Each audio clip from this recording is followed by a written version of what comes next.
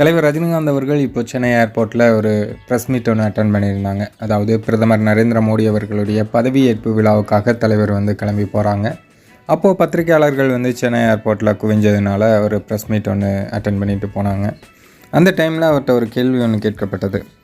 அதாவது நம்ம நாம் தமிழர், விசிகா போன்ற கட்சிகள்லாம் இப்போது மாநில கட்சிகளின் அந்தஸ்து பெற்றிருக்கு, இதை பற்றி என்ன நினைக்கிறீங்க அப்படின்னு சொல்லும்போது தலைவர் அவங்களுக்கு வாழ்த்துக்கள் அப்படின்னு சொன்னாங்க.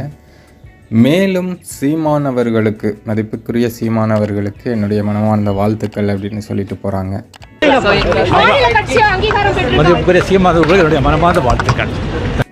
உண்மையிலேயே இந்த குணம் யாருக்கும் வராது.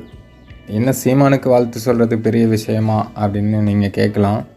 இதற்கு முந்தைய காலங்களில் சீமான் தலைவர் ரஜினிகாந்த் அவர்களை விமர்சிக்காத இடமே இருக்க முடியாது. அதுவும் தலைவர் அரசியலுக்கு வர்றேன் அப்படின்னு சொன்னபோது மேடைக்கு மேடை தலைவர் ரஜினிகாந்த் அவர்களை விமர்சித்து பேசியிருக்காரு சீமான். அதுவும் கடுமையாக விமர்சித்து பேசியிருக்காரு. அப்படி இருந்தும் இன்று வரையும் சீமானை பற்றி அல்லது மற்ற யாரை பற்றியும் தலைவர் தேவையில்லாமல் விமர்சித்து பேச மாட்டாங்க. சீமானை பற்றி அவ்வளோ பாசிட்டிவாக பேசிகிட்டு இருக்காங்க. அந்த மனுஷனை பற்றி எப்படி தான் இவங்கெல்லாம் தவறாக பேசுகிறாங்க அப்படின்னு நினைக்கும்போது நம்மளுக்கெலாம் என்னத்தை சொல்ல அப்படின்ட்டு இருக்கு. சரி, தலைவர் என்றைக்குமே தலைவர் தான்.